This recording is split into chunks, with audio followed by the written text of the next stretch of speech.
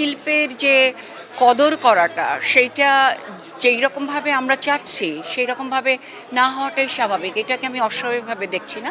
একজন শিল্পী সে যদি মিথ্যা স্বপ্ন দেখায় তার অডিয়েন্সকে, আমি মনে করি সেটা তার অনেস্টির মধ্যে পড়ে না। কারিগর আসলে প্রথমেই যেটা বলতে হয় সেটা হলো আমার ফ্যামিলি। কারণ আমরা প্রত্যেকটা ভাই বোন সংস্কৃতির সাথে আমরা জড়িত। আমার ভাই ছিলেন টেলিভিশনের সুরকার সাইদ হোসেন সেন্টু, এবং আমার বাবা একজন অ্যামেচার গায়ক ছিলেন। নাম করা না, জাস্ট অ্যামেচার। পুরো বাসার মধ্যে একটা পরিবেশ ছিল, তো সেইখান থেকেই শুরু। ছবি আঁকা, আমার আব্বাও অসাধারণ ছবি আঁকতেন, ভাইরা বোনরা সবাই, এমনিতেই হয়ে গেল। আমাদের যে দেশ, ছোট্ট একটা দেশ বাংলাদেশ, এবং আমাদের বাংলাদেশের বয়সও খুব একটা বেশি না। সেই হিসাবে আমি মনে করি যে মোটামুটি বোধহয় ভালোই সম্মান দেয়া হয় আমাদের দেশে। হ্যাঁ এবং না, দুটাই বলবো। কারণ আপনি জানেন যে আমাদের দেশটা অল্প সময়ের একটা দেশ। আমরা স্বাধীন হয়েছি ৪৪ বছর হলো আমরা। তো এই রকম অবস্থায় যে শিল্পের যে কদর করাটা সেইটা যেই রকমভাবে আমরা চাচ্ছি সেই রকমভাবে না হওয়াটাই স্বাভাবিক। এটাকে আমি অস্বাভাবিকভাবে দেখছি না।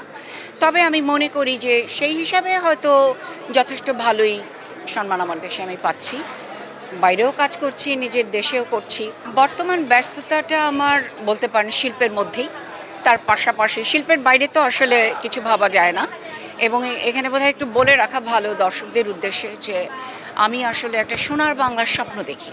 এবং আমার গত ২ বছর আগে ফ্রেঞ্চ কালচার সেন্টারে একটা এক্সিবিশন হলো, লাস সলো ছিল।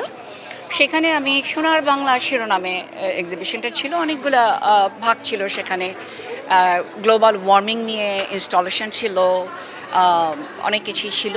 সোনার বাংলাটা আসলে কিন্তু আপনার আমাদের সবারই কিন্তু সোনার বাংলার একটা স্বপ্ন আছে, কিন্তু এখনও সোনার বাংলাটা হয়ে ওঠেনি।